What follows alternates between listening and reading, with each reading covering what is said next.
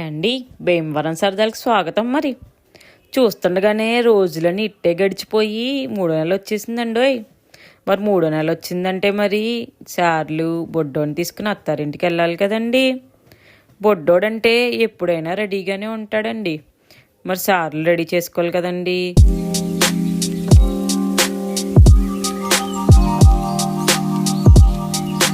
ఇంకా సకినాలు సలివిడి ఇంట్లోనే చేసేసుకున్నా అండి.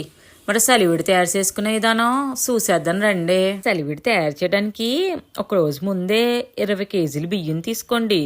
ఇక్కడ 2 బిందెలు సలివిడి చేస్తున్నాం కాబట్టి ఎక్కువ క్వాంటిటీలో తీసుకున్నామండి. ఈ బియ్యాన్ని శుభ్రంగా కడిగి వీటిలో మళ్ళీ నీళ్ళు పోసుకుని ఓ 15 గంటలు పక్కన పెట్టుకోండి.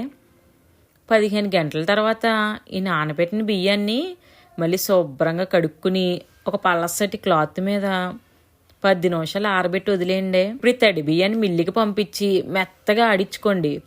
ఆ తర్వాత తెచ్చుకున్న పిండిని ఓ పలసని క్లాత్లో జల్లించి పిండిని ఆరనివ్వకుండా ఈ వీడియో చూపిస్తున్న విధంగా చేసుకోండి.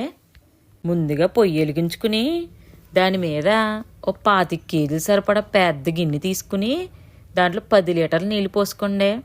ఇది బాగా మరిగిన తర్వాత దీంట్లో ఓ 12 కేజీలు పంచదార వేసుకుని పాకం వచ్చే వరకు బాగా కలుపుతూ ఉండండి. ఇది పాకానికి రావడానికి కనీసం 1 గంట నుంచి 1.5 గంటల సమయం పడుతుందండి. ఈ లోపు నెయ్యిలో కొబ్బరి ముక్కలు వేపుకుని అదే నెయ్యిలో జీడిపప్పు కూడా వేపేసుకుని పక్కన పెట్టుకోండి. ఇప్పుడు ఇంకో గిన్నె తీసుకుని దీంట్లోకి ఒక 50 గ్రాముల గసగసాలు తీసుకుని దోరగా వేపుకుని పక్కన పెట్టుకోండి. ఆ తర్వాత ఒక 50 గ్రాముల యాలక్కాయలు, కొంచెం పంచదార కలిపి మిక్సీ పట్టేసి పక్కన పెట్టండి. ఇవన్నీ అయిపోయాక పాకం ఎంతవరకు వస్తుందో చూసేద్దాం రండి. ఇప్పుడు ఈ పాకం కొద్దిగా తీసుకుని నీళ్ళల్లో వేసి చూస్తాయండి. అది ఉండగా రావాలండి. ఉండగా వచ్చిందంటే మన పాకం రెడీ అయిపోయినట్టే. ఆ తర్వాత ఈ పాకంలోకి నెయ్యి, మనం పక్కన పెట్టుకున్న యాలక్కాయల పొడి, సగానికి పైగా కొబ్బరి ముక్కలు, గసగసాలు, జీడిపప్పు వేసుకుని ఒక నిమిషం పాటు బాగా కలిపి స్టవ్ ఆఫ్ చేసుకుని గిన్నెని కిందకి దింపేసుకోండి.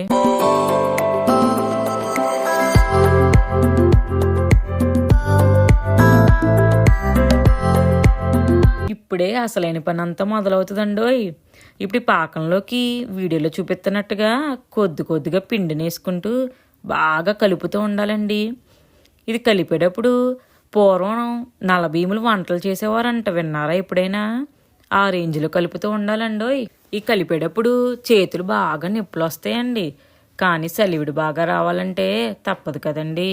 మనం ఎంత ఫాస్ట్గా కలిపితే అంత స్మూత్గా వస్తుందండి. లేకపోతే ఉండలుగా కట్టేస్తుందండి బాబు.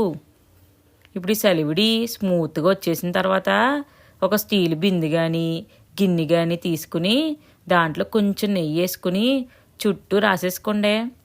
ఇప్పుడు దీంట్లోకి ఇందాక కలుపుకున్న సలివిడిని వేసుకుని పైన కొన్ని కొబ్బరి ముక్కలు, జీడిపప్పు, గసగసాలు వేసేసుకోండి.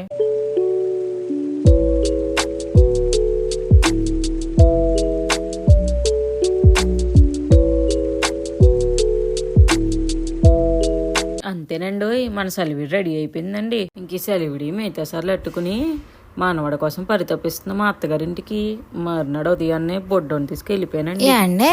కొంచెం లైక్ సబ్స్క్రైబ్ చేసుకోండి మరి.